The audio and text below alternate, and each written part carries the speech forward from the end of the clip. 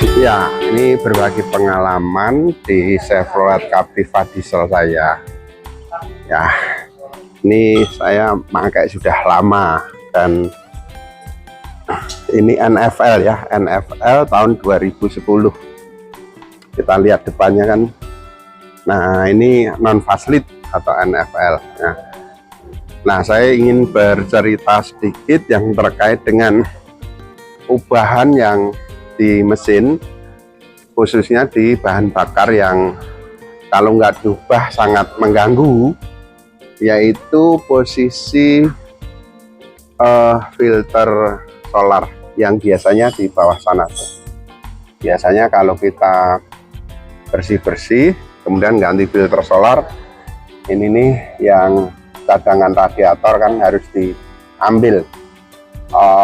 Yang saya lihat di banyak bengkel ini harus diambil ya, karena jarang sekali yang bisa langsung ngambil dari bawah sana gitu. Nah, ini menyulitkan karena seringkali air di radiator ini akan tumpah dan harus ngisi lagi juga. Dan tentu kalau misalnya ada kebocoran ya, untuk selang-selang klem, misalnya klem solar, selang solar di bawah sana itu susah deteksinya gitu.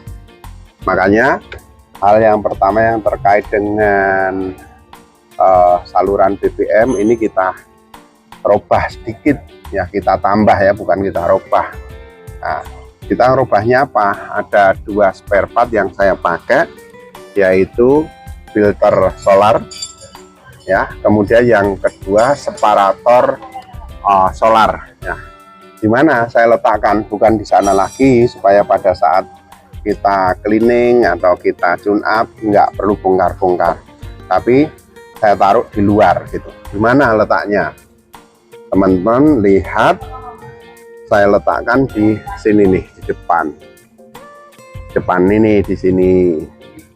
Ini loh, kok bentuknya seperti ini ya. Memang saya nggak pakai housing filter solar Captiva diesel NFL, tidak lagi, tapi saya ganti dengan filter solar dari Isuzu Panther, karena suku cadangnya kalau ganti kan banyak ya di luaran sana gitu, sehingga ini saya ganti di sini, saya taruh di sini, saya ganti ini.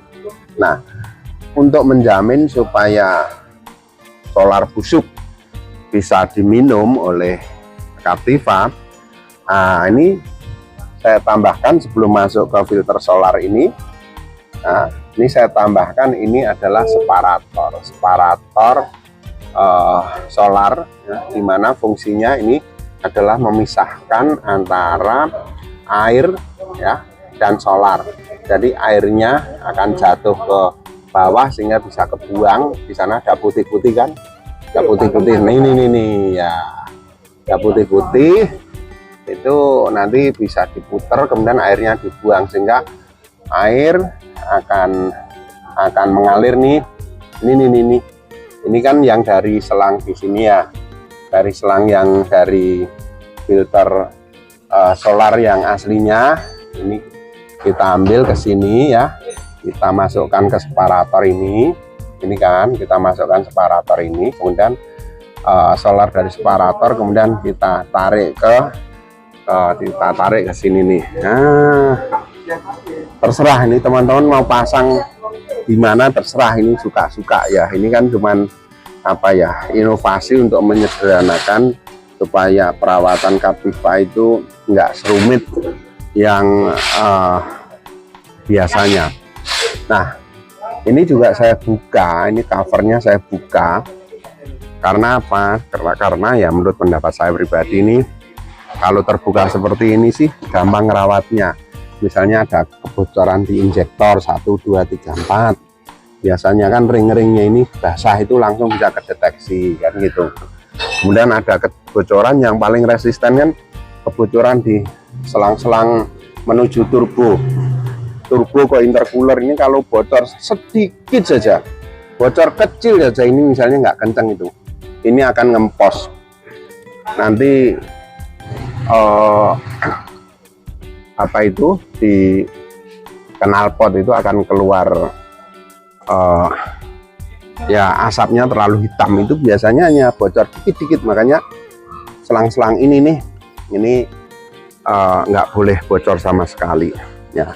Biasanya ada teman-teman yang ini diganti semua, diganti yang dari apa bahannya yang bukan besi, yang aluminium ya, yang biasanya juga teman-teman Banjarnegara bikin harganya kalau nggak 3,5 ya sekitar itulah gitu. Itu malah lebih bagus gitu, untuk ke turbonya itu bagus gitu, spontannya itu dapat lag-nya lebih sedikit gitu. Nah, jadi ini teman-teman berbagi pengalaman dimana solar ya, saya pakai solar busuk, filter solarnya saya ganti, kemudian saya pakai separator. Dan oh ya, mungkin berbagi pengalaman sedikit, karena di sistem radiator dari Captiva ini dia tutupnya nggak ada ya di kayak mobil Jepang di sini, tapi semuanya dari sini nih. Ini biasanya kalau umur segini nih sering overhead. Nah, overhead kalau misalnya hanya dibersihkan tabungnya, kemudian dibersihkan radiatornya, itu kok nggak sembuh. Nah, cek ini teman-teman, ini selang balik ini loh, ini selang balik ini biasanya nutupnya di mana? Nutupnya di sini nih, ini kan kalau sudah berumur mungkin di dalamnya karatan. Ini yang kecil ini nih mengganggu sekali kalau nggak dibersihkan. Jadi teman-teman kalau mau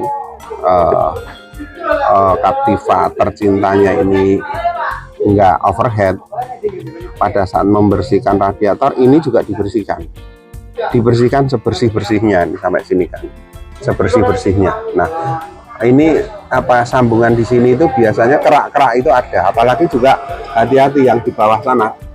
Nah, itu perlu dibuka, dibersihkan mulutnya, cek. Nanti setelah dibersihkan, Captiva teman-teman akan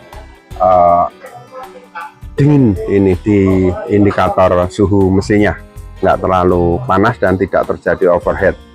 Saya sudah buktikan di 3 Captiva saya, karena saya pelihara Captiva itu sudah 3 kali ya, sehingga ya antara suka duka sekarang dengan mengatasi